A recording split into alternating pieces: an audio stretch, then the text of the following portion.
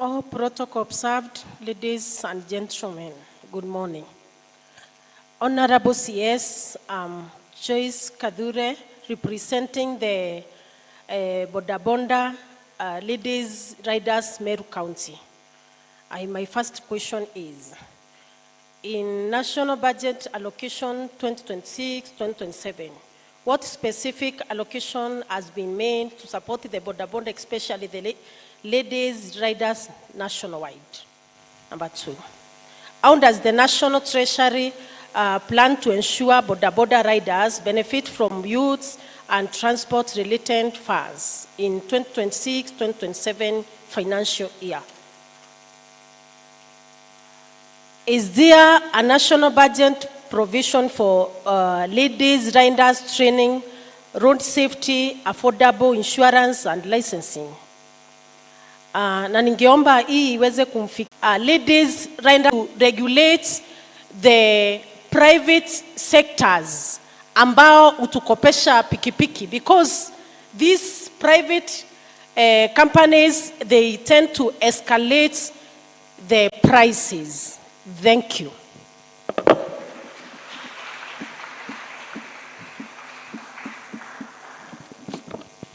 Thank you, Joyce. The last stakeholder, nitamkaribisha Bwana Wycliffe Mulwale to cut off on the representation of questions we have from the different stakeholders. Karibu. Bwana CS, Deputy Governor na MP wangu mwenyewe, na wasalimu nyote katika jina la Yesu Kristo. Bwana asifiwe. Na wakuu wengine pia tunawapenda nyote. Mimi swali langu kwa Bwana CS ni kwamba, my name is Wycliffe Mulwale, Juakali, Meru Town. Swali langu kwa Bwana CS ni kwamba tungelipenda kujua sisi kama wanajuakali katika budget yako ya 2026-2027 umetupangia nini kama wanajuakali hasa Meru County.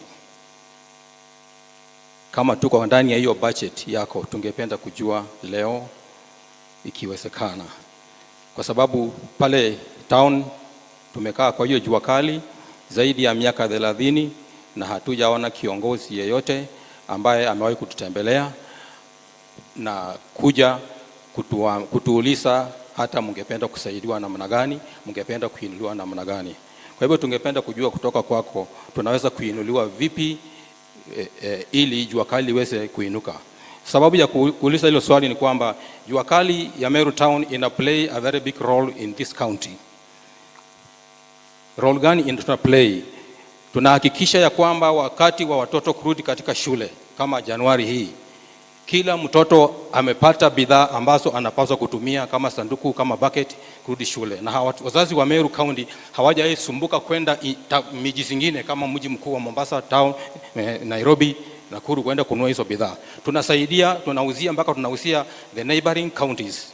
Lakini serikali yetu kuu haijawahi kututambua na hata serikali yetu ya county haijawahi kututambua. Kwa hivyo ningependa tutambuliwe kama wanajuakali wa Meru. Kwa budget yenu ya serikali tuwe, na kwa budget ya county tuingizwe. Na zaidi ningependa kufanya ombi lingine pia kwamba pale tunapofanyia kazi pale Kakoromone hatuna sheds, tunafanyia tu viwanja ambavyo viko surrounding the market. Hatuna shed yoyote ambayo inaweza kutambuliwa hii ni shed ya wanajuakali. Kwa hivyo tunaomba shed wakati ile sewage itakapotolewa pale, tunaomba shed. Mheshimiwa Raimu wako hapa, tunaomba ikiwezekana wanajuakali watengewe shed na ijengwe kama ile ya juakali, kama ile ya Kikomba. Tuweze kuinvite hata watu kutoka katika kaunti zingine waje tufanye kazi hapa, na tuweze pia kupewa kibali ya kufundisha vijana wale ambao wameshindwa na kwenda masomo mbele kazi, ili juakali sekta isife. Jambo lingine pia ningependa kuomba ni kwamba wakati waheshimiwa kama MCs wa kaunti hii wanapoenda nje kama China, hawajawahi kuja kwetu kutuuliza nyinyi wanajuakali, tunapoenda kule nje kama China, mungeweza tuwaletee mitambo ya aina gani ya kuinua kazi ya juakali? Hatujawahi kuuliza swali kama hilo. Kwa hivyo wanapoenda kule, wao wanaenda kujivinjari na wakirudi wananyamaza na hakuna profit yote tunapata kutoka na hiyo ushuru ambao tunawalipa. Kwa hivyo tungependa waje kwetu ground, watuulize tuwatafutia mashini ya aina gani, tuwainue kiwango gani ili jua kali sekta ipate kuinuka. Kwa hivyo naona wakati wangu umeisha, ningesema mengi zaidi hapo, lakini Bwana wabariki. Asante Bwana Chairman. Finally, representation with disability, tumpigie makofi Bwana Leonard Mwirigi akija. Karibu Bwana Leonard. Asante MC. Bwana CS, Deputy Governor, Nairi MP, and all protocol observed, good morning. My name is Leonard Mwirigi. I come from Imend Central and presenting in different areas. Now, Bwana Wasiri, persons with disability would like to know from the budget 2026-2027, what amount of allocation have you given to the persons living with the disability? Number two, we would also like to know what is the government doing to make sure that when these funds are sent to the National Council for persons with disability, if they are used properly up to the grassroots. Number three, we understand that in the last year budget, there was an allocation of medical cover for persons with disability. Now, Bwana Wasili, we would like also to know how is this medical cover used, or how can it be used to cater for persons with disability? Juu hatujawahi enda hospitali tuambie watu walemavu wamelipiwa. So we would also want to know from you how this fund is being used. The other thing is about the education of the children living with disability. We have so many children who live with different kind of conditions, which of course needs support from the government in terms of education.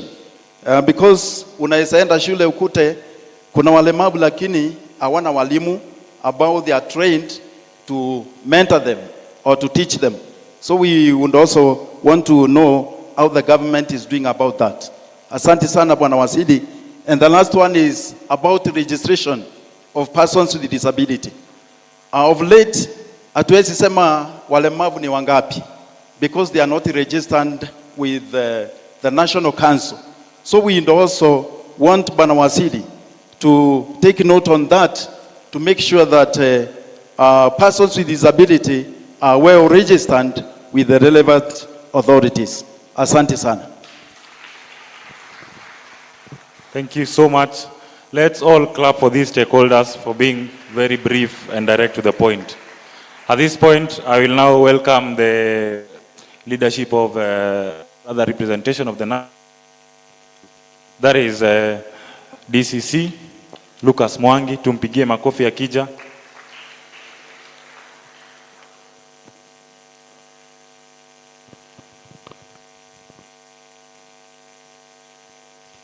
Thank you.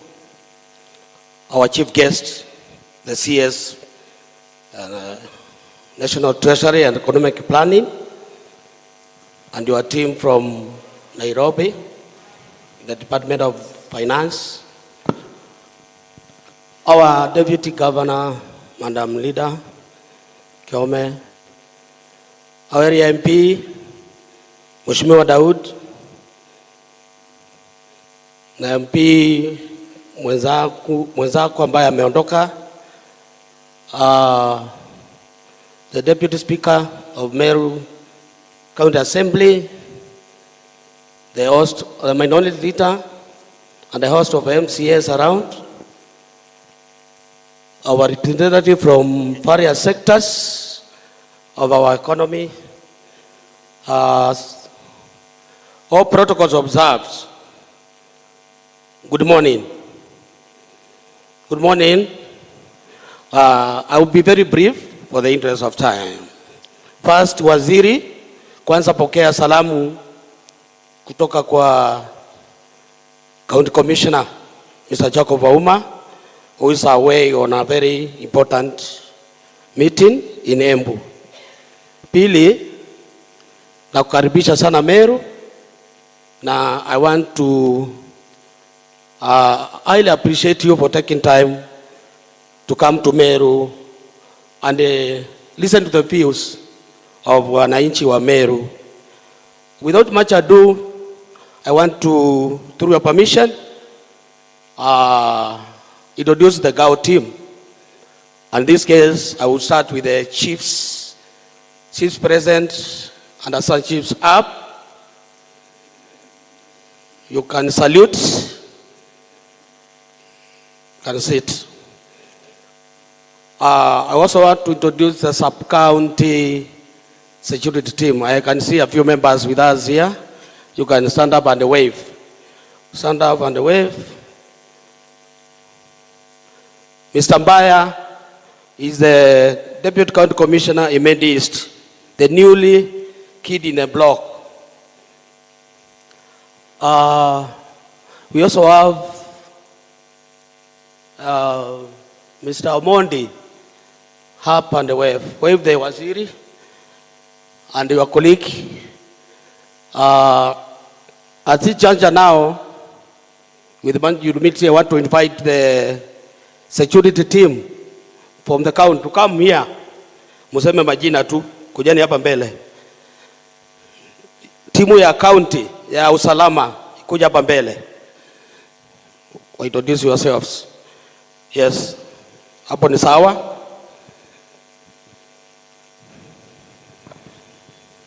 Jambo sir, I'm John Ngalia Mwakima, Senior Warden, KWS Meru County. Thank you, sir. Jambo sir, I'm Kipkemwache Lule, County AP Commander Meru. Thank you, sir. Good morning, sir. My name is Patrick Lobolia, County Police Commander, Meru County.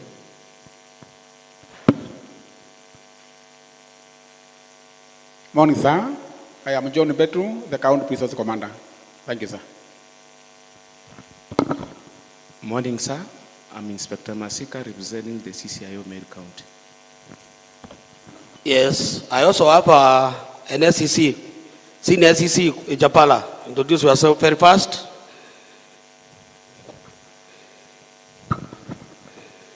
Morning, sir. My name is Michael Japala, HCC Kiamwitari. I work in Menti East Sub-County, sir. Thank you.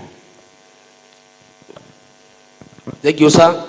That is now the security team apparatus in the county. And I want to tell you that CS, they are really doing a good job. We know, biashara zote pia zinataka mazingira matulivu ya usalama ili biashara isiweze kunawiri. Kwa hivyo wanafanya kazi nzuri. I can attest to that. Now, without much ado, I want to say one thing. Waziri, the idea of having such a forum for engagement with the citizens at the grassroots ni kitu ya maana sana. Tumeona wakati wa jukwaa la usalama, maoni vile wananchi walitoa na vile serikali ilienda kusikiza hiyo maoni na kutia maanani. Vile vile tunaona jukwaa la wasomi na vile vile jukwaa la kuna wasomi ya usalama na pia sasa tuko na jukwaa la biashara. Kwa hivyo waziri, tunarudishia serikali shukrani kwa kuwa na vikao kama hivi, kwa sababu sinalete ubunifu, kwa sababu serikali inaweza kupata feedback one on one. Kwa hivyo tunaunga mkono kwa dhati na wananchi ambao wamehudhuria kikao ya leo. Asanteni sana. All the sectors, the Student Association, University Student Association, the tertiary, and all other sectors, disability, jua kali, Kenya National Chamber of Commerce, boda, tunashukuru sana. Na mtoe maoni yenu na maoni yenu, na wataka kuhakikishia waziri na timu yake wataichukua maanani. Kwa hivyo bila kupoteza muda, nataka nikaribishe Brian ili tuweze kukaribisha waziri pamoja. Asante. Let's all be upstanding as we welcome the Cabinet Secretary, National Treasury. Tusimame sote. Karibu bwana waziri. Tumpigie makofi akija, shangwe na vigelegele. Karibu bwana waziri. Karibu. Juu sana bendera yetu Kenya, ipeperushwe juu sana. Trio mio, sisi wa Kenya tunaweza. Na ipeperushwe juu sana.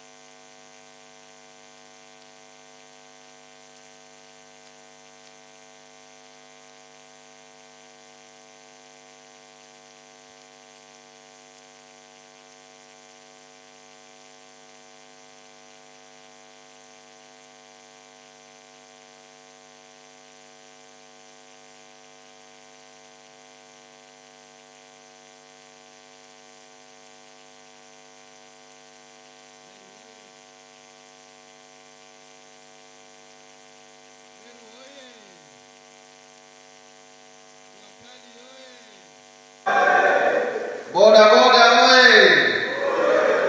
Na wafanyabiashara, comrades power! Thank you very much. On behalf of the Governor, Meru County, Deputy Governor, Madam Lega, I hope I got your name correctly. My colleague, ametoka kidogo, Mheshimiwa Rahim Daud, who is my friend and we have been with him in Parliament for over 10 years. The national government, led by the DCC, principal of this college, who is actually our host today, members of the County Assembly of Meru, the grassroots leaders, led by the majority leader, the majority whip, chair budget, chair finance, I hope the area MCA, plus my other friend, the Minister for Education, Damesta, my team from the National Treasury, I have representative here of the Director General of PPP. Good morning. Is it morning or afternoon? It's on the borderline. It's afternoon. I will request you to do the following. I'll give my official speech. Then, if you allow me, I'll give off-the-cuff remarks briefly. Then, if there is any additional questions, because I will have addressed the questions that have come from your representatives here. But if there is any one or two other additional questions, we'll take that. Hoping to finish by 1, because I wanted to leave by 1. I have another meeting in Nairobi. So, representatives from the University Students Association, esteemed student team members, members of the business community, members of Bunge la Wananchi, distinguished guests, ladies and gentlemen, good afternoon once again. It is a privilege to welcome you to this pivotal gathering, an occasion that embodies our collective commitment to shaping Kenya's future through transparent, inclusive, and responsible fiscal governance. This marks a deliberate effort by the National Treasury to expand its engagement with the citizenry, particularly the youth, civil society, and the local business community in the management of public resources. I wish to remind us all that this is not just a policy initiative, but rather a legal obligation anchored in Article 201A of the Constitution of Kenya, which mandates for public participation in all financial matters to enhance transparency, accountability, efficient utilization of resources, and value for money in the management of public resources. This process actually builds up from the inaugural meeting which I held on 10th of December 2025 in Nairobi, where I actually launched the National Budget Students Fora with the sole purpose of embedding a youth-centric perspective into our national economic decision-making processes. And I'll explain why it is important to embody or embed youth-centric perspective in our budget-making process and in all economic decision-making processes. During that launch, we actually committed to engage the youth of this country in their respective regions on matters pertaining to financial management and generally in the public discourse. Further, to align with the recent privatization initiatives, it has been deemed necessary to broaden this engagement to also include the business community and bunge la wananchi for a more comprehensive stakeholder participation and transparency. We started with the youth because we were focusing on the budget, and this time we wanted the budget to be more youth-centric. But then because we also have, along the way, brought in the issues of privatization and divestiture from public assets, it became necessary to engage other stakeholders as well. And that is why we have invited members of the business community and even bunge la wananchi and other stakeholders like boda boda, matatu, businesses, etc., so that the engagement is broader. Now, since the launch of this exercise, we have held engagement meetings in a number of places. Kakamega for the Western Kenya region. We also had an engagement in Migori for the former Nyanza province. We held an engagement in Eldoret to cover, it was supposed to be covering the North Rift. And we were to have a meeting in Nakuru which did take place for the Central and South Rift. And yesterday, we were in Kiambu to engage with the people from Central region. Today we are here for the wider Eastern region, and we still intend to be in Garissa for the Northern Kenya region, and finally in Kilifi for the Coast region.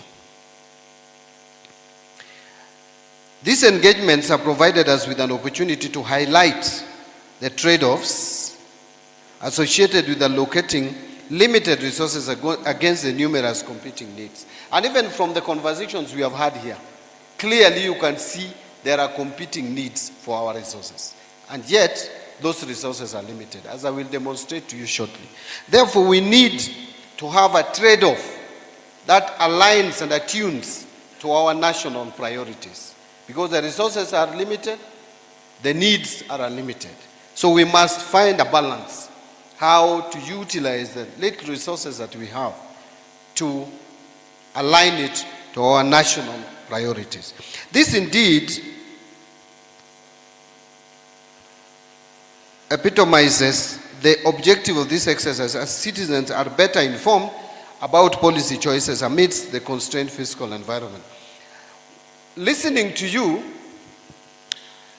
I was wondering whether we communicated well. But since this is the beginning, it's important to start from somewhere. Because I had most of you asking me to tell them what is in it, what is in the budget 2026-27 for them. Yet that is what has brought me here. I have come to listen to you to tell me what you want to be in the 2026-2027 budget. And you are asking me what is in it for us. Like it is already concluded, a fait accompli. I understand you perfectly well, because the history of budget making in this country has been one of secrecy, where the minister and his team, the technocrats who have been nicknamed the mandarins, sit at the Treasury building, the CS at the 14th floor, and the rest of his team occupying those floors. We make figures, we create books, and then you are waiting for one specific day, the budget day, for Mbadi to appear with briefcase, held in hand. And you know, zamani hata ilikuwa mbaya zaidi, mheshimiwa. I remember, and I'm sure many of us do, where the budget day was such a sacred day. And it was a day where everyone was speculating. In fact, on the eve of the budget day, there were no sales. No one would even sell you sugar, salt, or whatever. Because they are waiting for prices either to rise or come down. The moment the prices rose, immediately the traders increased prices. But whenever the prices went down, they were still clearing the stock. That used to be the budget day. Now the budget day has changed. First, executive does not make the budget. Executive, through the minister, make what we call budget proposals. And we present the budget proposals 2 months to the end of financial year. By 30th of April, we present the budget to members of the National Assembly, people's representatives, who are the actual people who make the budget. So, right now, what we are doing proactively is to listen to the ground. We are listening to the ground, but this time, tunasikiza ground ya ukweli. So I came kusikiza ground. Ground inasema nini? Where do you want more allocation? And I've heard you. The cry here is, number one, education is underfunded. Is that not correct? The summary of what you have aired here, Mheshimiwa, is that education is underfunded. The other one is that our special interest groups need better attention. Okay? So my friend, when I go back, I know I'll look at the budget and see how to take care of the special interest groups. It may not just be persons living with a disability. We know there are more disadvantaged, but there are other disadvantaged groups like the youth, like women. They also have a degree of marginalization. And the elderly. People forget the elderly. I was brought up in a family of the elderly.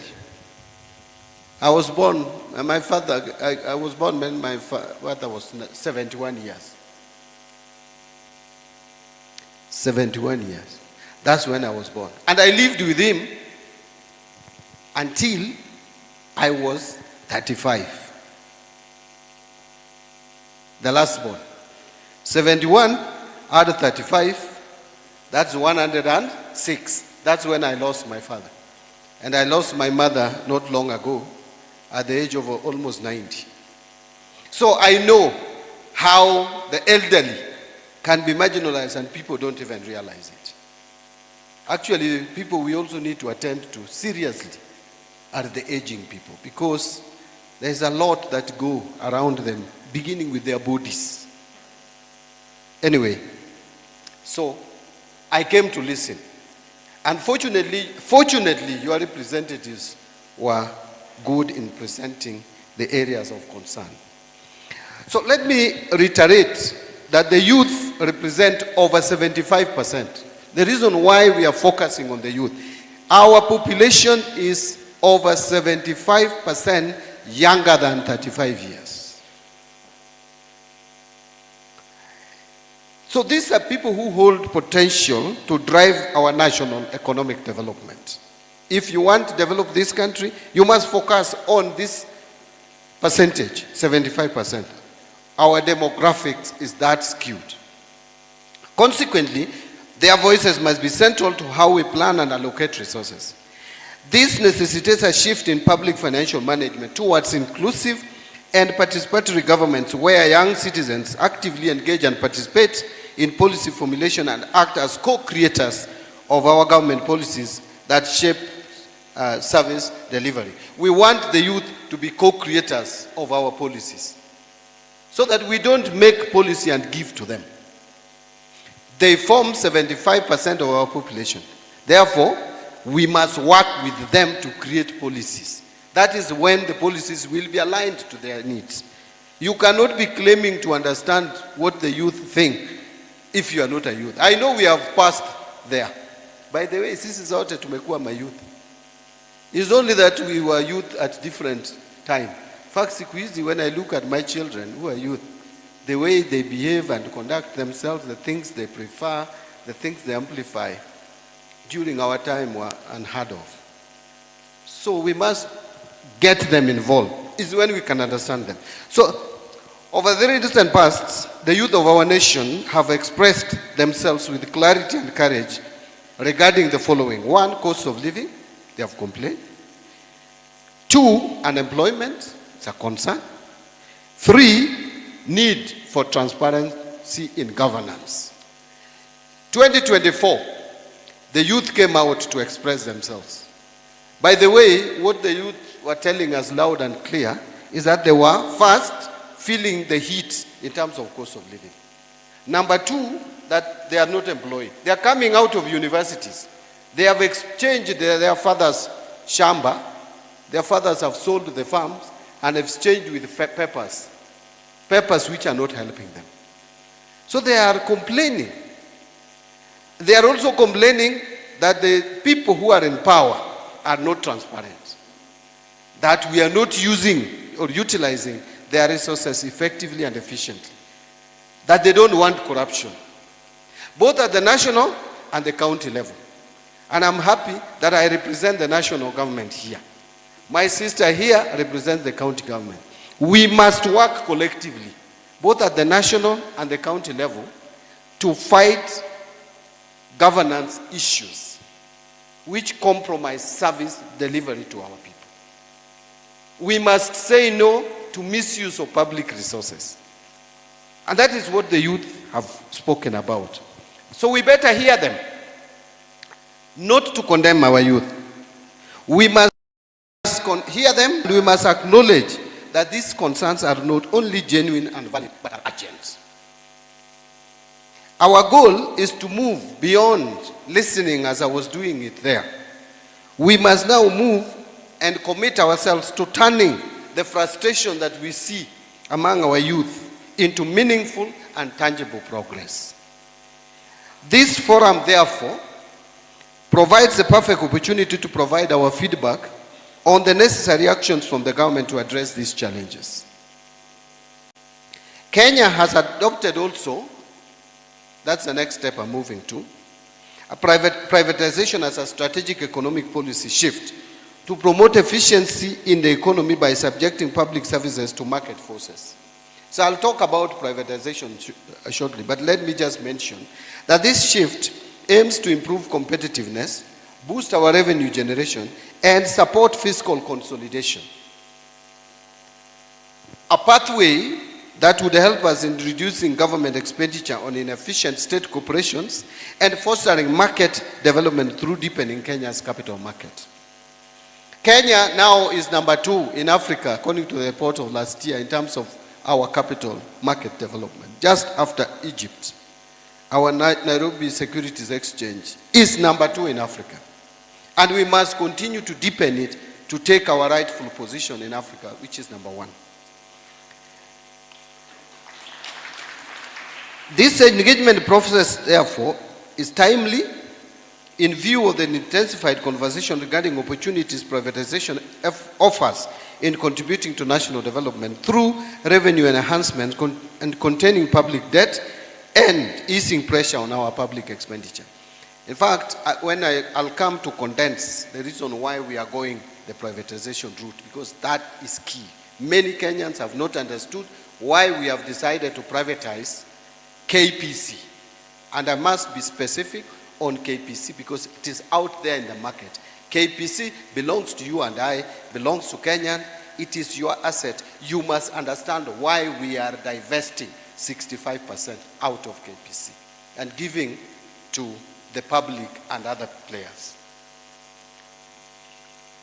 So this will reduce government's administrative burden by leveraging the market expertise of the private sector. So the National Treasury will in this regard continue with sound macroeconomic policies to enhance resilience and create a conducive environment for private sector, including the local business communities.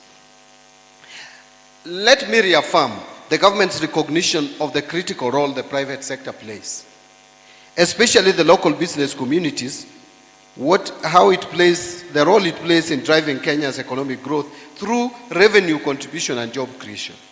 Under the bottom-up economic transformation agenda, the government is implementing measures to create favorable conditions for the growth and sustainability of private enterprise. I can see Mheshimiwa Dehu, you're wondering, Mbadi is talking about bottom-up economic transformation agenda. You know, nowadays I speak it even better than you. Yeah. Broad-based. To enhance the outcomes, I hereby call for closer collaboration between the government and the private sector to unlock growth opportunities, especially in sectors with high youth employment potential like agriculture, MSMEs, housing, healthcare, and the digital and creative economy. These sectors are not only engines of growth, but also platforms of innovation, entrepreneurship, and job creation for the youth. This engagement provides a basis for this collaboration through sharing of ideas and proposal towards this objective. We will therefore endeavor to have a robust collaboration with all stakeholders, including the youth, the private sector, representatives, experts, civil society groups, volunteers, and local communities. So by forging these partnerships and collaboration, the government will harness ideas, skills, and resources of diverse stakeholders to better deliver policies in a more transformative way. Ladies and gentlemen, I want to state here that I was elated to receive a written memorandum outlining some practical measures through which we can enhance financial support for students in tertiary institutions. And I want to mention here all the representatives who have spoken. Kindly put what you have written, what you have said in writing, and submit them to us. And any other person who has ideas, we have a team here who will collect your views, and then we will sit down at the National Treasury to look at your views and your priority areas and accommodate them. We have listened to students just to get to know that our sitting here is not an academic exercise. I will tell you that listening to students when we began, Higher Education Loans Board, the HELB funding in the last year's budget was first 41 billion reduced to 37 billion. Out of that, this financial year, we are proposing to enhance it to 58 billion, just by listening to students. But I want to tell you that I have heard you say that we are not disbursing Higher Education Loans Board. We may need to check where the problem is. Because the budget for 2025-2026, and we are in January, the year is ending in June. And this is the fact.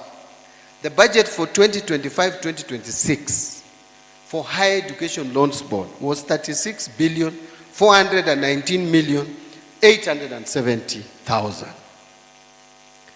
National Treasury has disbursed or funded Kenya shillings 36,419,870,000. Meaning we have funded it in full, 100%. So when I hear that there is delay, I'm wondering, what is this delay? And this was a request from the ministry. The ministry requested us to release the money in full. And we did that because we value the education of our children. Problem maybe is that it is not adequate. And we are working towards improving that. And I will explain to you that we have other competing needs, but we value education. The money that goes to university, is it University Funding Board? Yeah? The scholarship, the one that is modeled around mean testing. Yeah? The budget was 17,158,226,971. Up to date, we have funded 8,579,113,485 shillings. That leaves 8,579,113,485, meaning we have funded it 50%. So we are not that late in disbursement, but I may need now to discuss with the Higher Education Loans Board and find out where is the delay. What is the problem? Because the money has been released from the National Treasury. The students are saying we are delaying in releasing the money. So who is not doing the right things? So I wanted to clarify that before I forget. Now, so when we received all this, all the information that we received is helping us in informing the next budget and also the next budget and also the medium-term budget process. I'm about to conclude or finish with my written speech or official speech. So, furthermore, we are aware of the financial constraints or strains facing our public universities, which impact the quality of education and future prospects of our youth. Our strategy emphasizes increased funding in areas like infrastructure development and curriculum reforms to equip our students with skills relevant to the evolving job market, particularly in 3 critical areas.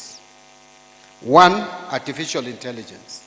2, data science. And 3, green technologies and vocational trades. So those are areas that we are focusing on. So during this process, we welcome positive critique of our public financial management systems and policies to shape the budget process. So don't feel shy, say it as it is.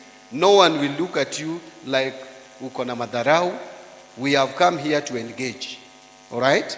And please deliver your message in your own style. You can never be John Mbadi. You are just yourself, and you cannot be another person. So just deliver it the way you are. Don't fake it, yeah? Just speak to us. I may disagree with you, but you have the right to say what you are saying. So your active engagement in this process guarantees efficient and transparent use of public funds, ensuring that public resources achieve their intended objectives. I wish to urge for your concerted effort to enable us build a Kenya where opportunities are accessible to all, where youth are empowered to lead, and where our collective aspirations become reality. Together, we can forge a prosperous, inclusive, and resilient nation. That is where my official speech ends. Thank you. So now allow me to engage without being constrained with this official speech. Ladies and gentlemen, I want you to appreciate where Kenya has been and where Kenya is today in terms of our economic capacity as a country. Let me tell you, in 2021, 2022, and Honorable Dawi is aware, IMF had predicted that 6 countries in Africa were going to default in paying their debts. You know, from 2014, we have had accelerated uptake of debts in our country. Well, for some good reason, because we decided to expand our infrastructure, to be able to have an infrastructure foundation that would help the economy to leap to the next level. However, most of the infrastructure projects that we invested in are either long-term, some have a payback period of about 20, 30 years. Some were also not well thought out, like the SGR hanging somewhere with low economic value.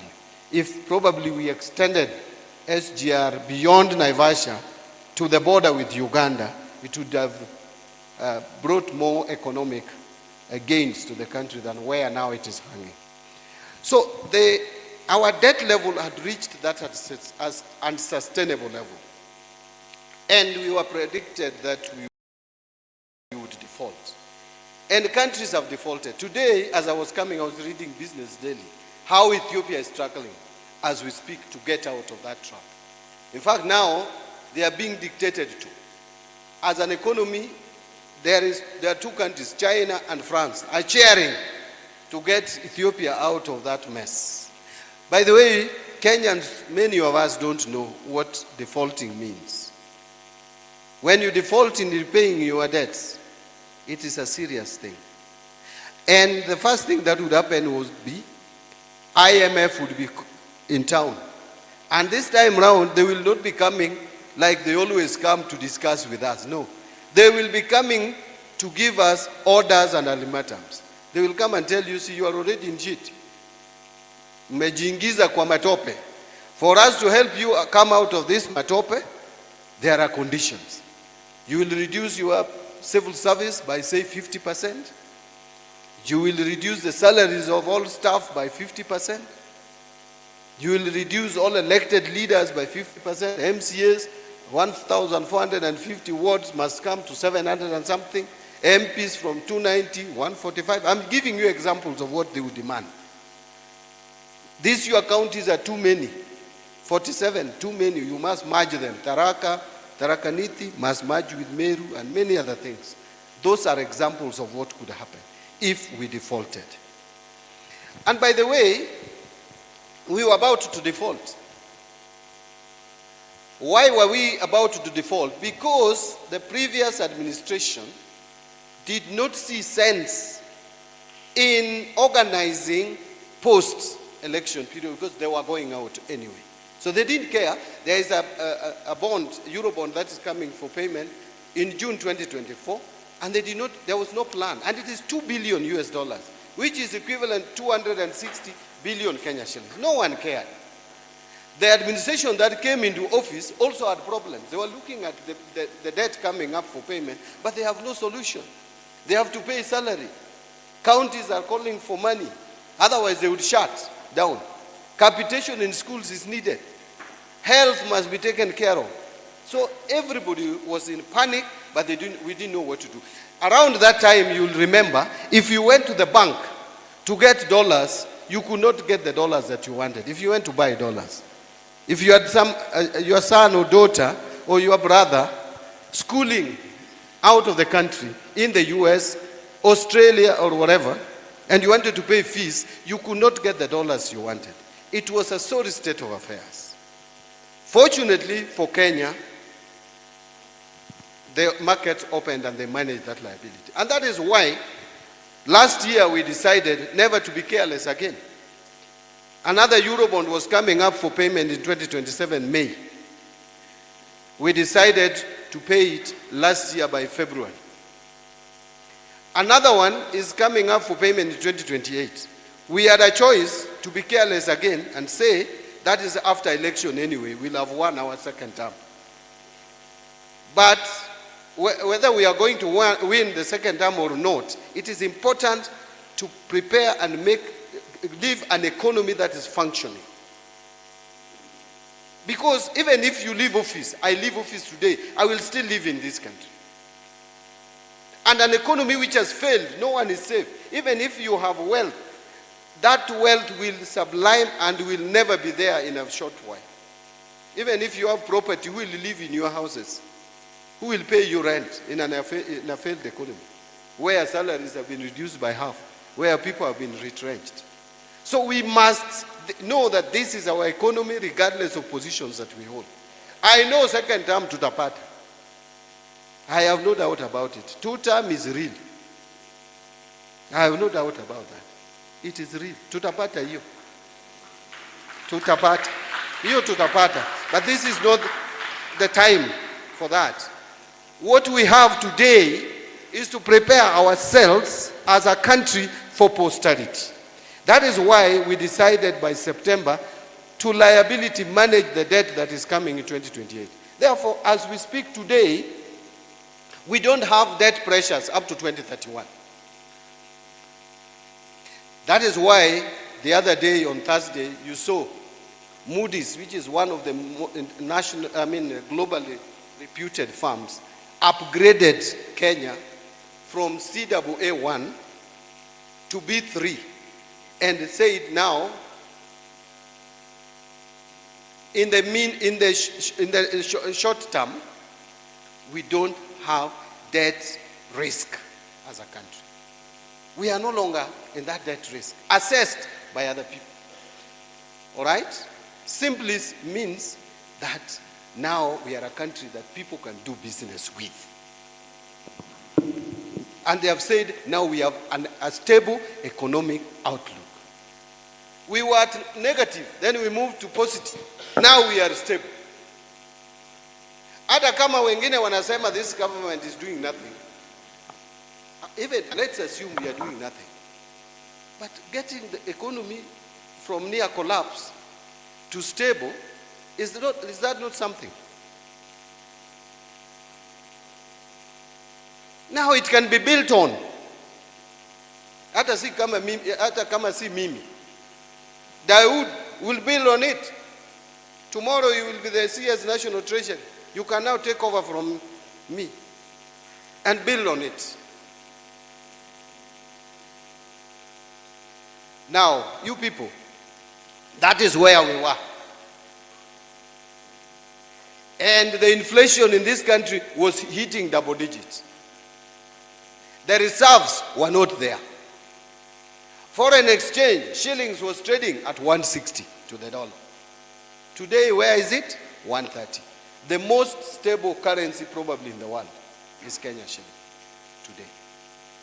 People have tried to question, but we are telling them, why do you question? And the evidence is there. We have built reserves, 5.3 months of import cover, and we need only 4 months of import cover. We are 5.3. There is stability. Everybody is seeing it. Those who are assessing us, who had already downgraded us, are saying we are picked up. Is that not something? So, you see, because of those challenges, we had an economy that was struggling. Yet you have needs.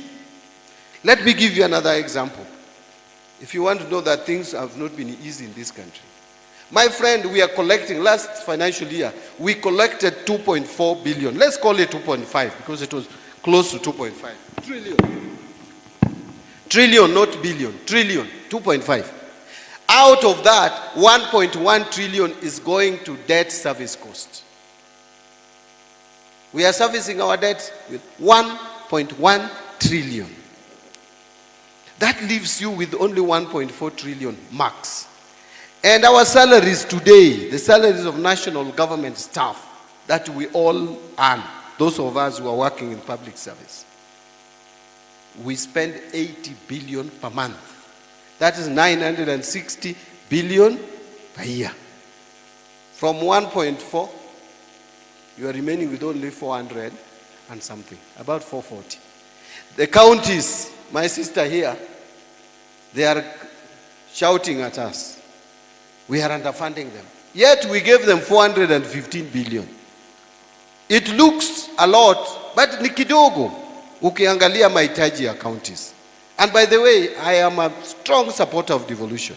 And I know we should fund counties much more. 415 is not enough. But for the sake of this discussion, imagine the 440 that Mbadi remained with, nimepeana 415 to counties.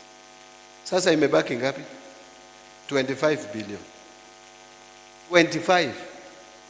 That is what goes to development. That is what goes to when DCC want to put fuel in his car. You, 25, the whole country. Yeah, just it. So, and that is the money we need to give you for capitation in schools. That's the money that we should give for health. So for us to develop this country, we go out there to borrow money.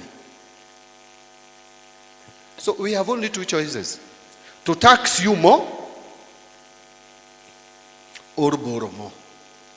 Those two choices are closed. Borrowing more is not an option now, because every country is inward looking. America is America first. Europe is looking for how to survive. America has left them. Russia and the EU is threatening the existence of Europe. Will they think about their security or to give you money for medication and for capitation in schools? There is no money out there. America does not have it. Even China does not have free money. If they have to give it to you as a cost. Europe does not have free money anymore. So there is no money to borrow out there. If you go for borrowing Eurobond, the prices are there. The interest rates are high. Taxes, you have been taxed mpaka hapa. Kenyans don't want to hear of taxes anymore. Ama namna gani? So what options are left? Nyinyi mnasema, mziuze our assets. How will we develop our roads? How do we do that, JKIA? Kenya is one of the worst airports in the region, and we are the leading economy. We are the biggest, largest economy in East and Central Africa. A tiny economy like Rwanda has developed their airport.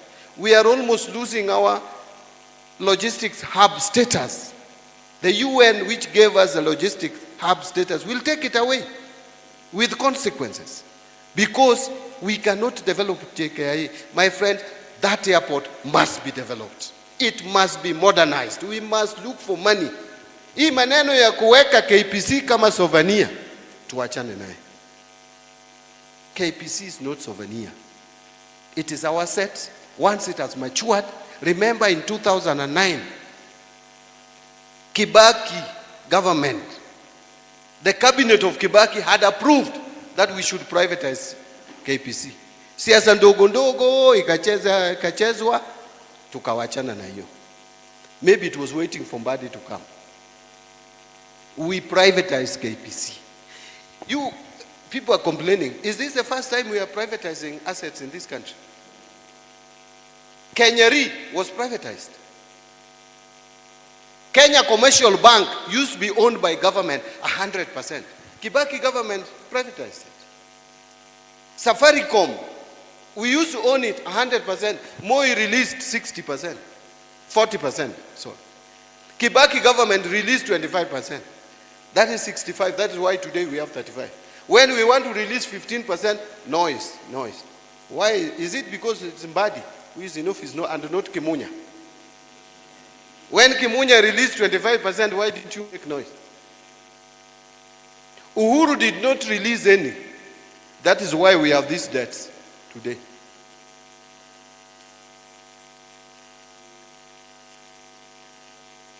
Kenyan, we released some of the shares. Kenyan is now performing better.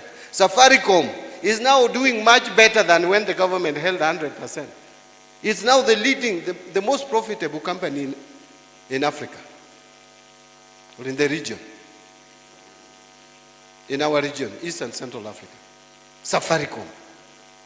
If we held more shares as a government, it would still be struggling there with government bureaucracies. The profit that now, the dividend that we are getting from Safaricom today is many times more than what we used to get when it was 100% owned by government, and we are owning 35. When we release 15, 20% may even give us more, because these investors will bring in more capital into it and expand it even in other countries. So, my friends, hii kitu mnaambiwa ati wanauza. First of all, government is not in business or doing business. The government should provide a platform for private sector to thrive in doing business.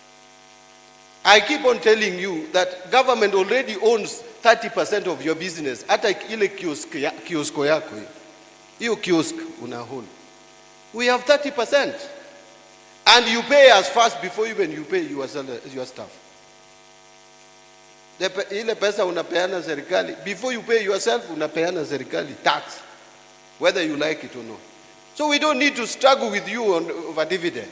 Chukua dividend, ukae naye. Mimi, give me tax. We run the government. So, now what we are doing with Kenya Pipeline is that we are offering 65% of it for privatization. We are retaining 35%. The 65% that we are releasing, 5% of that 65 will be to staff of Kenya Pipeline. 15% will go to oil marketers, both local and external, because oil marketers are the largest, biggest stakeholders in KPC. We want them to have a stake.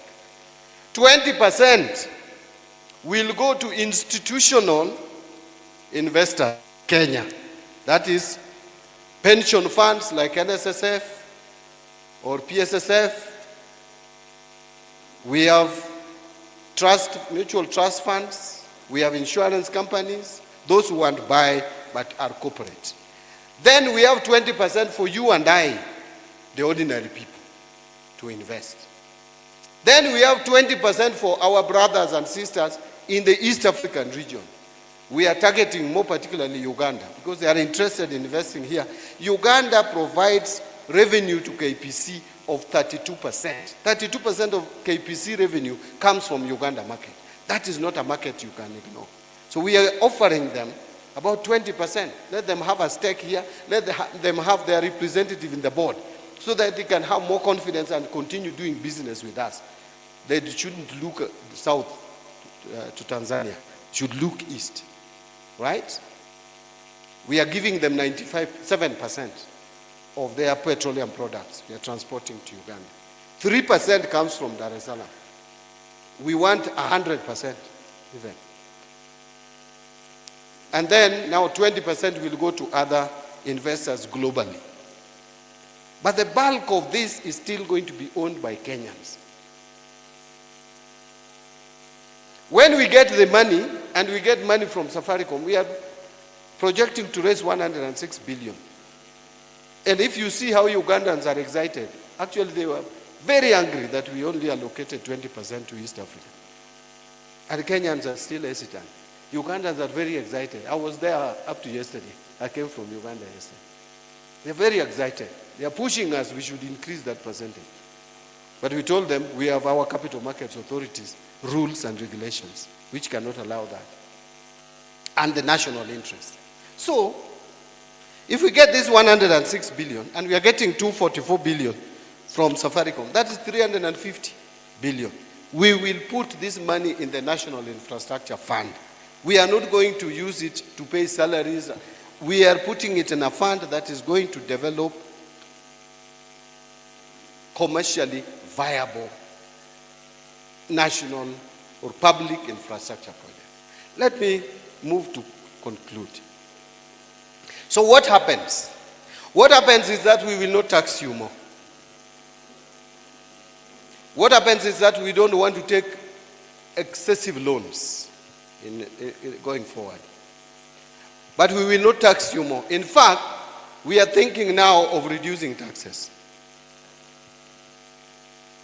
So let me announce this here, that we have agreed with His Excellency the President that low-income earners in this country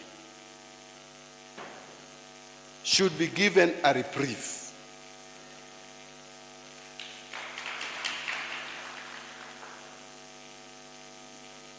We have agreed with His Excellency the President. He has directed me to take to Parliament a proposal. I'm not even waiting for finance bill to come in June. I am taking tax laws amendment bill to Parliament. Once Parliament resumes, we are preparing that bill, take to them to approve so that any Kenyan, and by the way, how many Kenyans are salaried? About 3,065,165 Kenyans. Out of these 3 million, 1.5 million Kenyans are earning 30,000 shillings and below. 30,000. 30, like this. Mheshimiwa, just look at your salary and mine. And imagine that someone who is earning 30 and myself, that government is coming for our money, both of us. So we have said government should come for my money and leave the person who is earning 30,000 alone.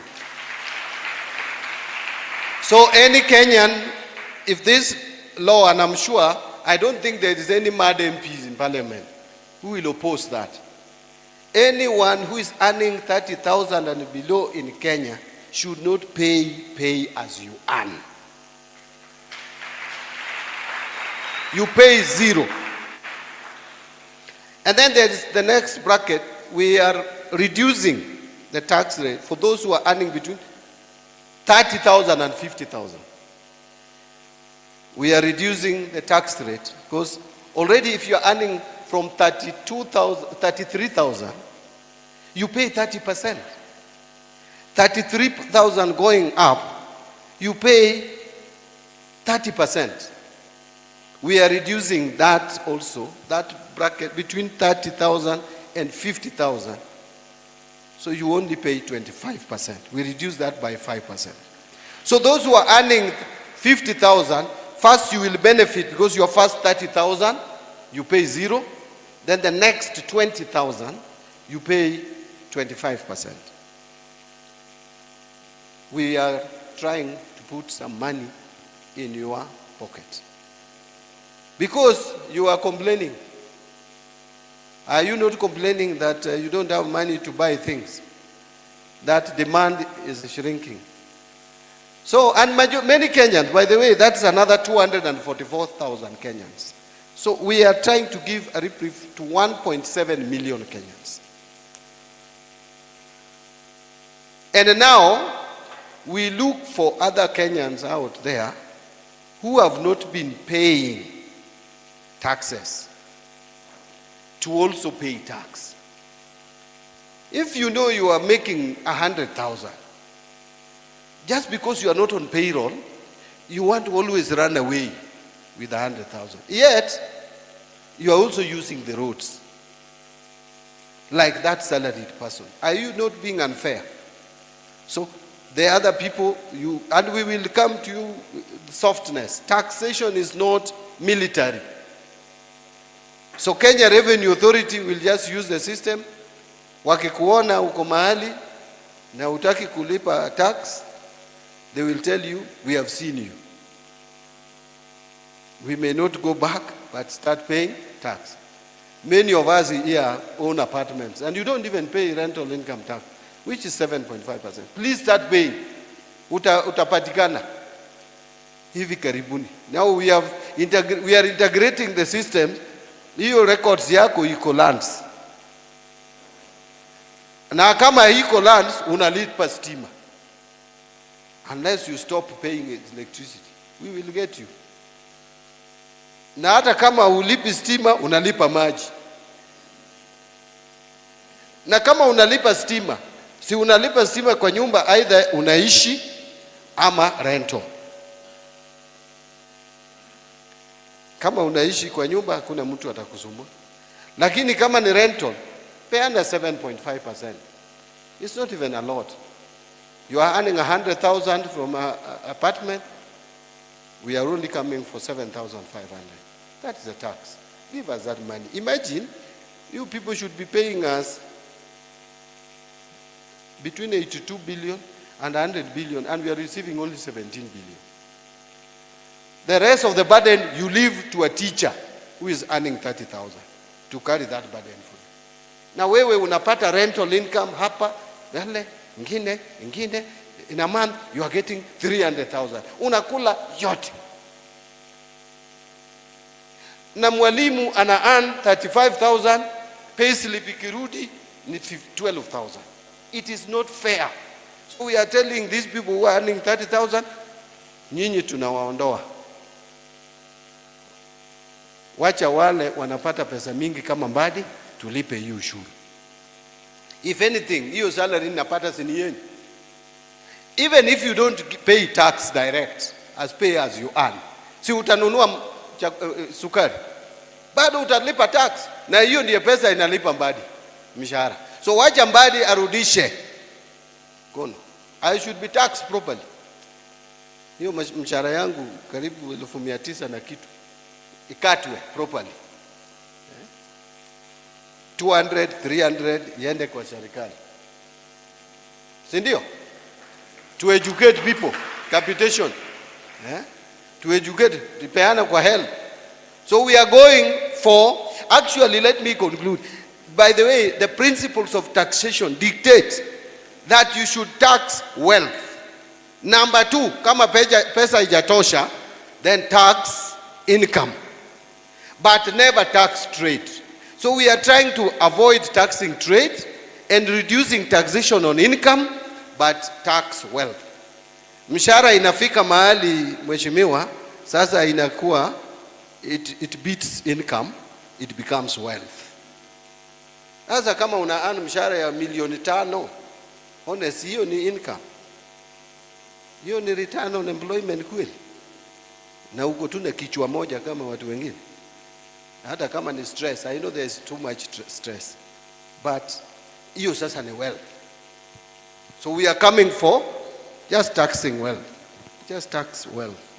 Those who can afford, they are to tax. That is what most countries do. I think I've talked a lot. Have I spoken to anyone in the room? So those of you who are saying, hii serikali ya Ruto imeweka ushuru juu, you should understand where this government found the economy. It was terrible.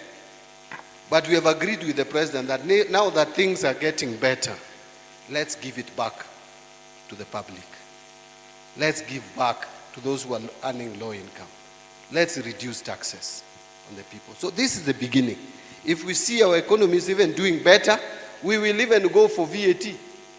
Why not? See, we told you we will reduce salaries, we reduce VAT, we reduce corporation tax, corporate tax. We will go for that. But let's start with this low income earners. We remove the tax. By the way, if you check someone who is earning 50,000, that if you calculate that tax and about 2,000 more, if you go to the bank and you find you have earned 2,000 and more, so, to someone who is earning $1 million like me, that's nothing, isn't it?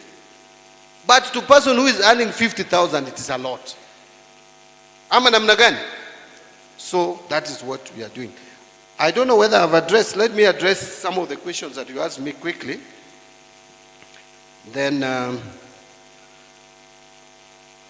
I think Mheshimiwa, on the issue of the dwelling of the road, I'm following it up, why it has taken inordinately too long.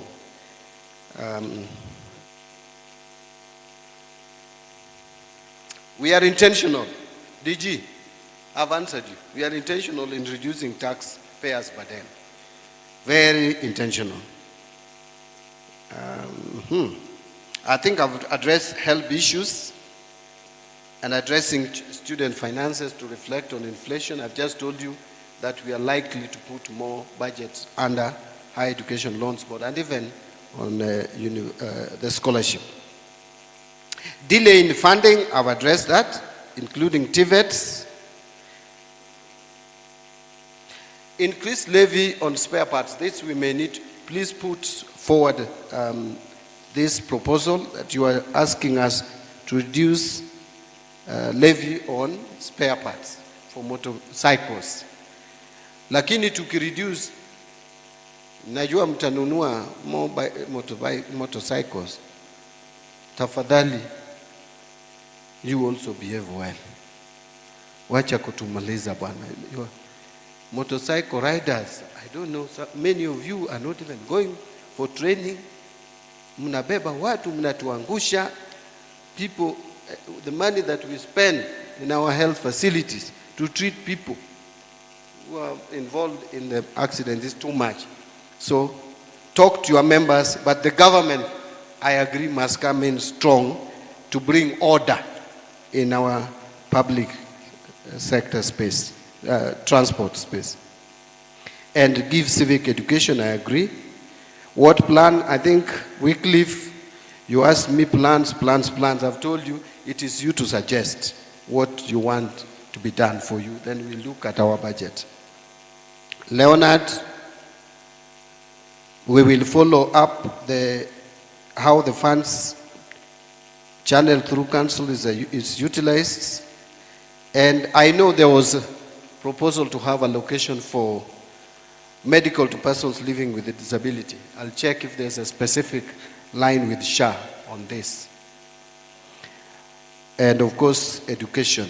I think that's it. Registration of PWDs. I have noted. In summary, I sat here and I took notes. I did not even trust my people. I was writing myself because what I write with my hand, with my pen, it's easy for me to understand what was actually said, as opposed to what other people write for me. So I want to stop it there and request you that we take maybe 3 questions, 3 burning questions. Hey. But when I give you, it's 1 question and it is 30 seconds. Now, Malese, don't build a story. I am sharp enough to understand you quickly. I'll start with the lady at the far end. Wangapi wanataka kuongea hapa? Now, my friend, you are intimidating me. Give it to him after that, because you are standing, the rest are sitting. I'll give MCS after 2 or so. Wacha niende nyuma. You know, if you laugh with me, I'll give you chance. Now, your teeth is wide open. Your mouth is wide open. Wewe, umeshinda huyu. So the guy who has laughed with me, no, the gentleman. I've given the lady, then you, then him. Yes, go ahead. All protocol observed, good afternoon. Good afternoon. My name is Barbara Simiu, a student at Meru University. Kindly pull your, put microphone. Sorry. Yeah.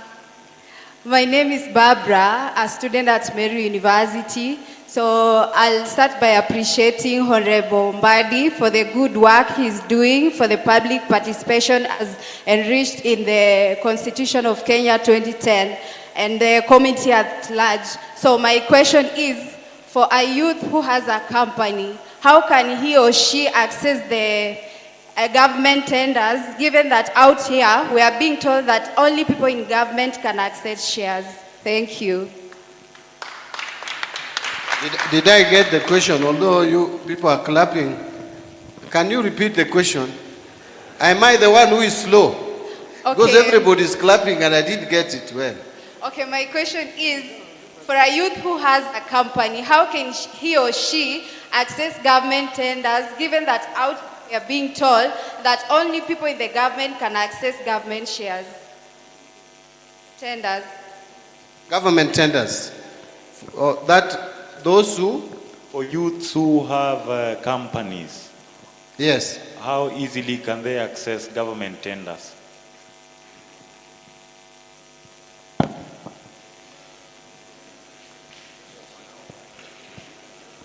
Yes. Comrades Tibim. Comrades Tibim. Comrades Ria. Comrades Zaga. Thank you, FCPA, CS, Honorable John Mbadi Ngongo. I stand here on the clarion call that Jesus Christ said, give Caesar what belongs to Caesar. So first, I want to appreciate you, Bwana Waziri, for the good lessons that you have told us. One, I want to retaliate and emphasize that us as the youths, we want the privatization of the KPC and the Safaricom to be done, because we want more finances for our future generation, and even your grandchildren will want this finance to be channeled into development. And secondly, Bwana Waziri, you know, as you said, the budget used to be as sacred as the Ark of the Covenant. but now you are engaging us, and we want to thank you for that. Lastly, Bwana Waziri, before I sit down, I have comrades here that I worked with who are not on the list. Comrade Mko, about 50 Bwana Waziri, ukitupanga hapo comrade waziri asikuje, comrade alale njaa, tutakuwa tuko na shukrani. The call inasema vizuri, mwenyeji tulia kidogo, mgeni akikuja mwenyeji apone. So thank you so much, Waziri. And lastly, my question, Waziri, lastly, these comrades here, we have what we call Vijana Economic Front, which is for comrades in these institutions that are here. We normally do car wash. We wash cars for the MPs here and our lecturers. Would wish to get your support. We have a proposal with our secretary there so that we can buy 2 or 3 machines that can help these comrades wasake tonge. Comrades power! Comrades ria! Alafu Bwana Waziri usitishwe. Sisi kama comrades wa Meru tuko nyuma yako, na nikikuangalia hivi hapo 2032 kuna venye nitakuangalia na macho mzuri. Waziri 2 term. Thank you so much and God bless you. Okay. Yes. Yes, Bwana Waziri, I'm Wesley, a former student here at the Meru National Polytechnic. Mine is so simple, it's a question about the public debt. So I'm not convinced and have not understood well why we still need loans like the one you got from the bank from China the other day. I still do not understand why you still need to get loans, and yet you have explained so well why you have privatized the companies, and Kenyans like us who make very less are willing to live within our means so that we can satisfy the other loans before from the other regime. Thank you. Thank you. Now, I gave three chances. Maybe I'll try if I can get another 3. And that will be it. So just sit down, I've seen you. Access to government tenders.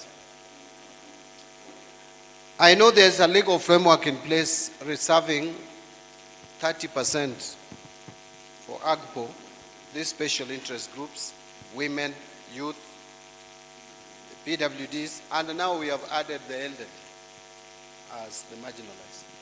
But a lot of times what happens practically is the people who win these tenders, PWDs, youth, women, are not the people in those categories. You find one person has registered a farm, I have PW, and they tell people like me, they tell me, you know, help us. I have all the farms. If you want PWD, I have it. I have the one for the youth, one for the women. Our system has been compromised. So, 2 things. We are tightening the rules to make sure that only people who are in those categories register the farms. But e-procurement is another way. I know many people don't like this system. But the moment this system will pick up, you will find that it helps us in dealing with this interference. Because human beings being what we are, even if we try to tell you we will do this, we'll do this, you find so many of us don't want functioning systems because we get compromised by the people who are doing those things. So the best way is remove or reduce to the minimum human interaction with the procurement system. The moment you reduce human interaction with the procurement system, then you make it more efficient and you make it more accountable. That's why I've been pushing this e-procurement. This first year it has struggled, but I am sure when we get to 2026-27, now it will pick up without excuses. By the way, many institutions are now using e-procurement perfectly well. The noise has gone down. In fact, some people wanted to blow it out of proportion, that, you know, we are not even absorbing development expenditure because of the system is frustrating us. You go and check our absorption of development expenditure part of the budget. The first half of the year, we only failed to absorb 33 billion. What we were supposed to absorb, which is one of the highest since. Because all the time, development expenditure is absorbed, it's not absorbed 100%. So where is this lie that e-procurement is stalling procurement? It is in the minds of people who want to still continue with a system that is compromised. That is the truth. I know we gave some exemptions. Next financial year, I will not give those exemptions. Everybody must roll into e-procurement, so that we help people who don't know who knows who in government. You must know who knows who. Muache kusumbua mheshimiwa hapa ati unataka tenda. You go to the internet and you apply for tender, you get it, you can see whether you are losing or you are getting. Wacha kusumbua DG here ati unataka county tender. Wacha kunisumbua, wacha nifanye kazi yangu national treasure. Do the tender, use the system, use the tender. If you are losing, you are seeing. If you are not, if you are winning and someone is trying to mess up with you, you can shout because you can see it.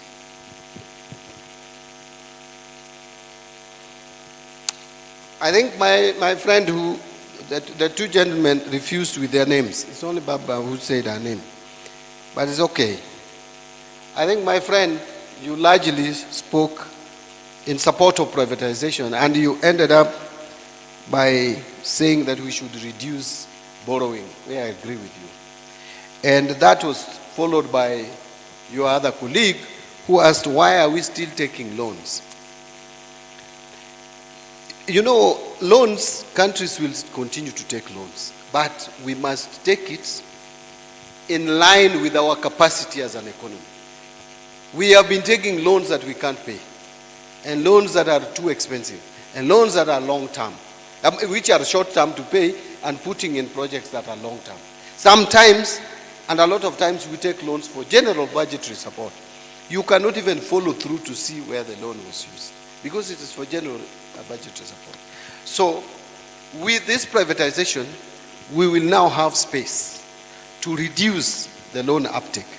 We will start by cutting down on loans to a point maybe in future we may not need to take loans at all. But what we need to do is to start reducing our budget deficit.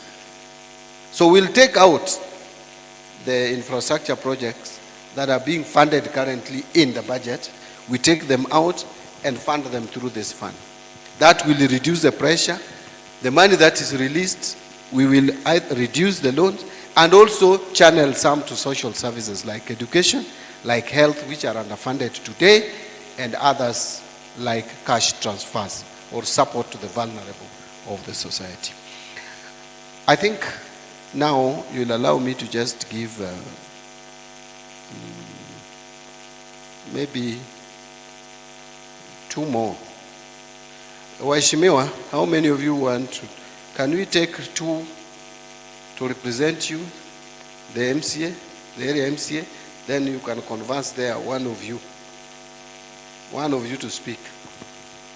But hakuna mzee ameongea leo hapa. We cannot marginalize wazee. And I've seen a mzee ameweka mkono juu. Mimi nitampea mzee.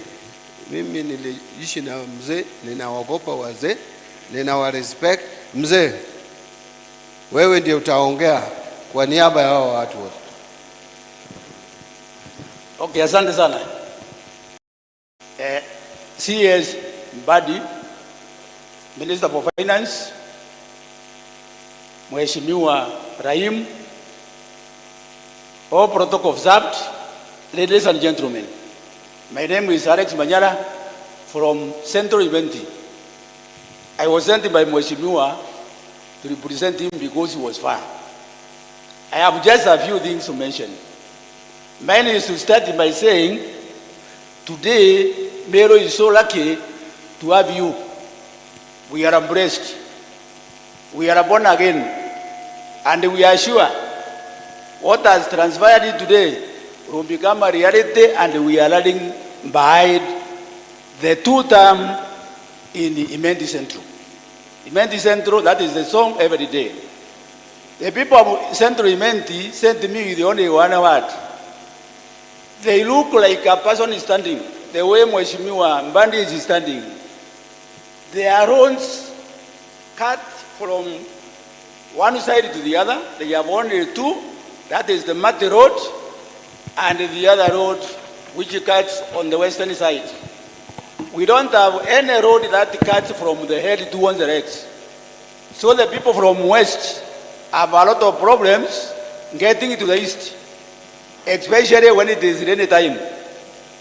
We have only started one which has covered 1.6 kilometers, and that is why the song two-term is all over.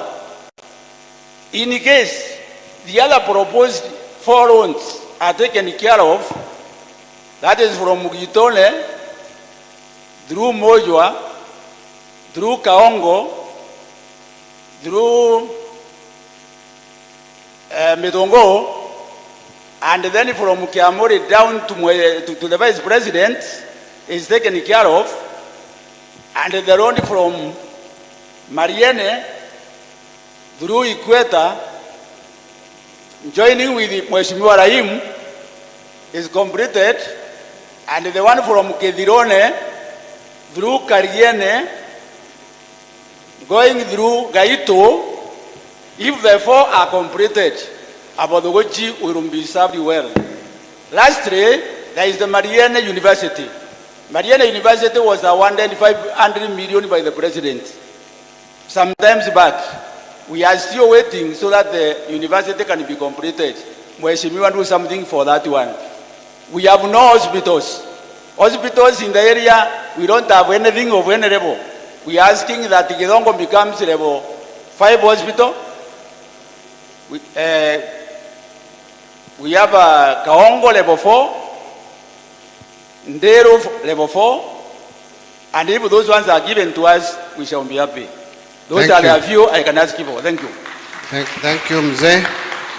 I think you have represented very well Central Mbadi Central.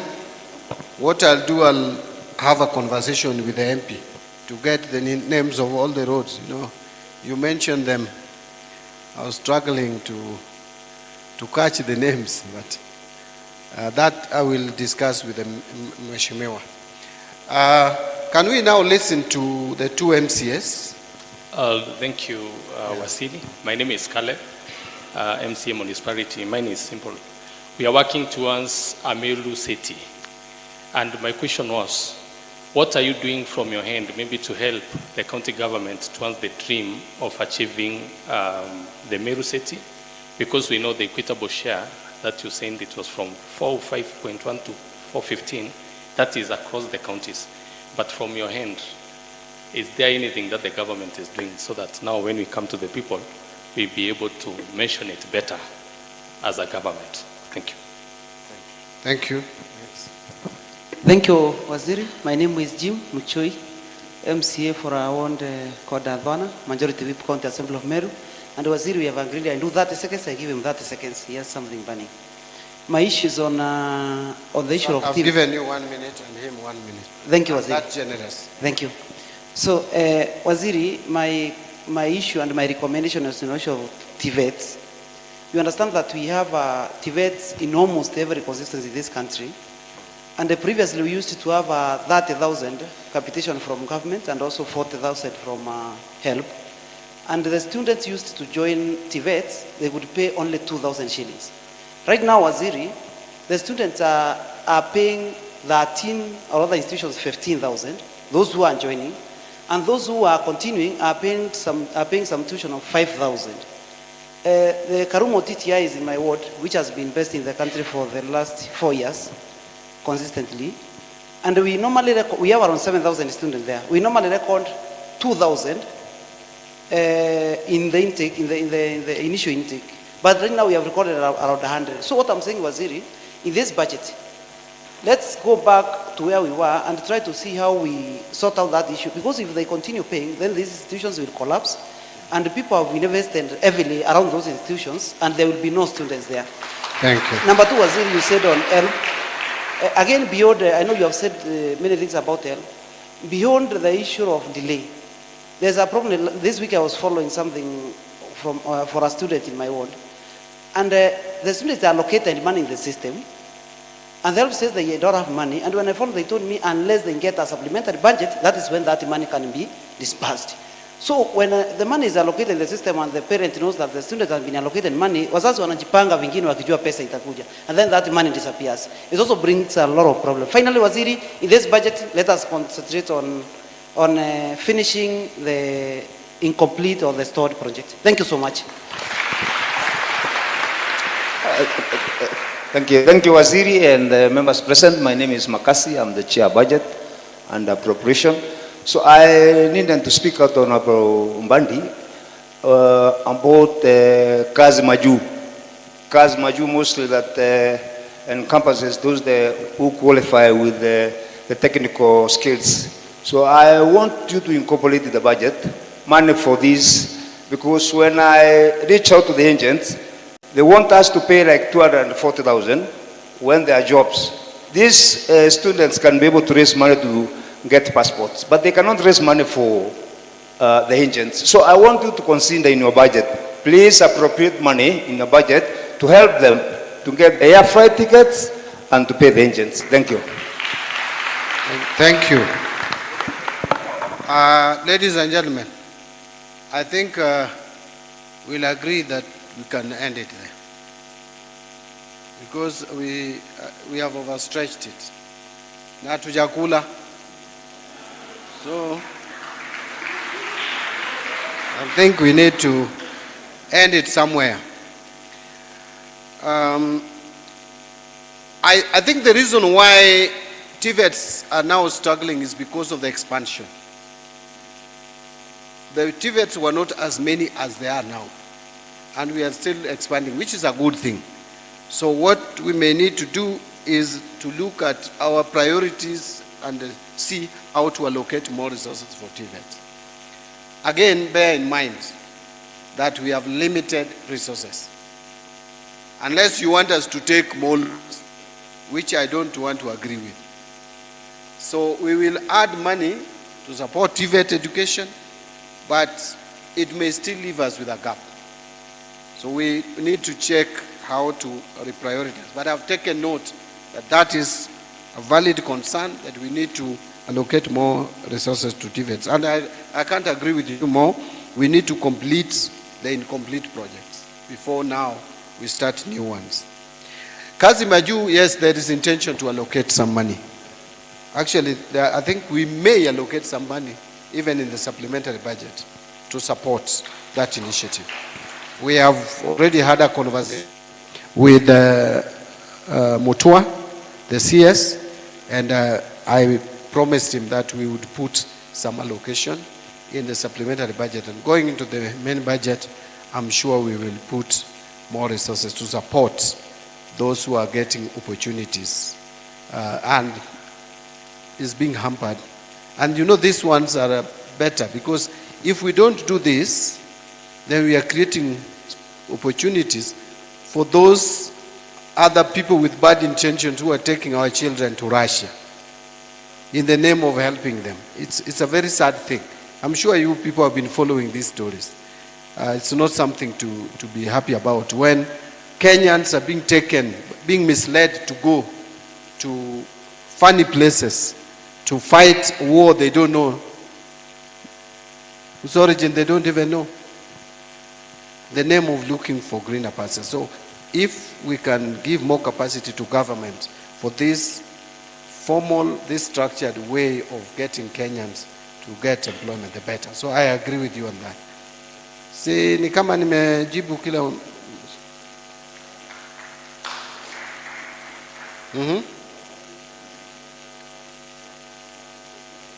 Yes. Yes. For the interest of time, my name is Elias Murega Julius. I'm the CEC in charge of youths and sport. And I'll go straight to the point because my boss, I believe, had spoken much. Mimi ndio tulikuwa napanga hii kazi na Osborne Yogo is my friend. To the point, can you confirm, Waziri, about Meru Stadium? Kwa sababu Meru Stadium, as the people who are in sports, hiyo uwanja saa hii ni dry. Na there are a lot of things that have been said before, and it is now under Sport Kenya na bado haijafika kiwango as per the MOU we had with the county government. Number 2, there is the narrative imekuwa ikiendelea na wengi wameona kwa social media. Can you confirm why is it very hard about the bursary being brought together watoto wasome for free? Kama it's possible ama ni nini na kuangwa shida? And finally, the cost of implementation ya project inakuangwa very high.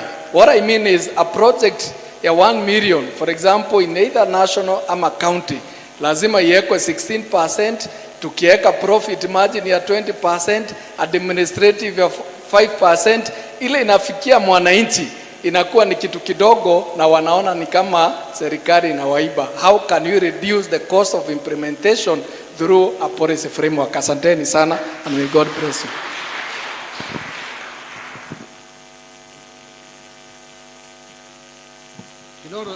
Meru Stadium, I think this is something I can pick up and find out whether there are plans. I know there are plans to upgrade most of our stadium in the country.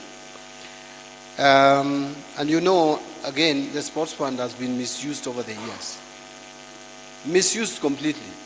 People were doing funny things, sports academy, nani fence tu ndio imewekwa na some funny shade, and 50 million is gone.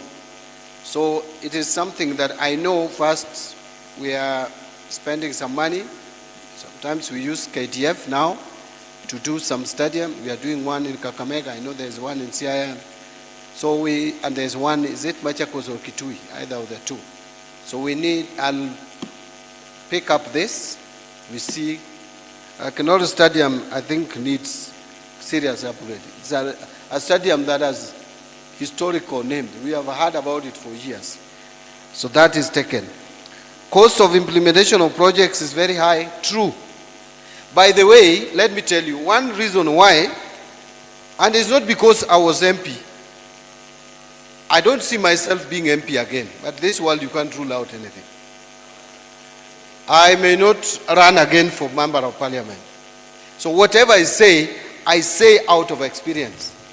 The reason why National Government Constituency Development Fund is succeeding is because the cost of implementation is low. The cost of management is very low. Just go and look at the framework for NGCDF.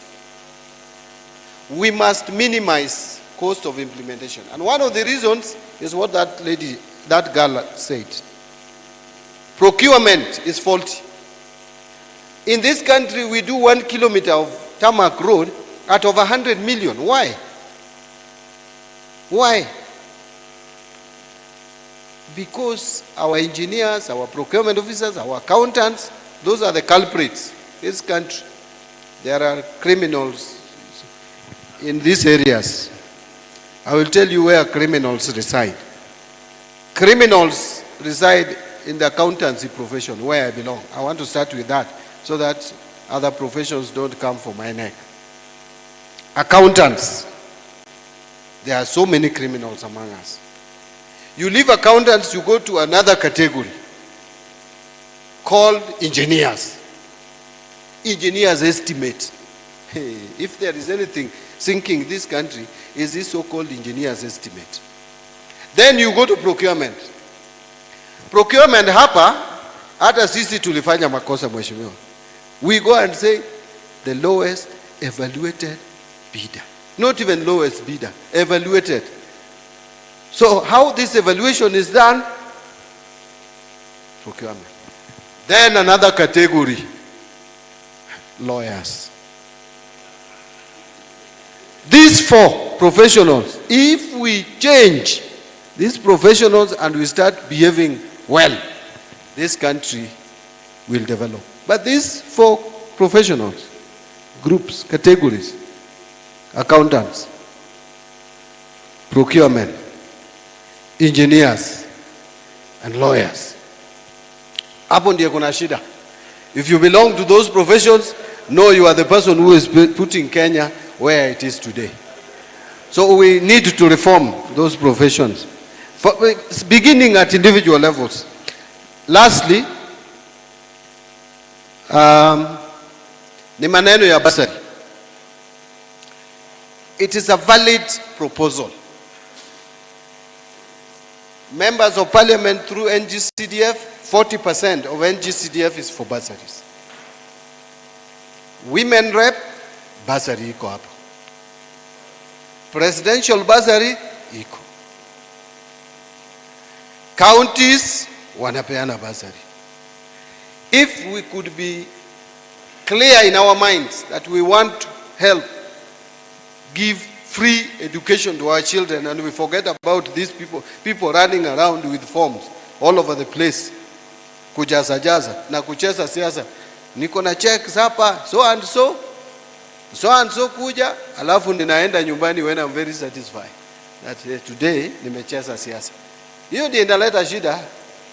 We could surrender the money, but will the money be surrendered? Have that conversation. No policy decision has been made whether we are merging the bursary funds, because this is a conversation that I alone cannot make a decision on. Our MPs are here, the executive is there, all the other participants. So I want to end it there, because I told you I'm going to Nairobi and I don't even know what time it is. Ni saa ngapi? I will come back another day if you welcome me. How many would want me to come again? Na nikirudi, this time nitacheza siasa. Hata mimi nitasema maneno siasa vizuri. Nirudi niseme 2 term. Wangapi wanasema nirudi niseme 2 term?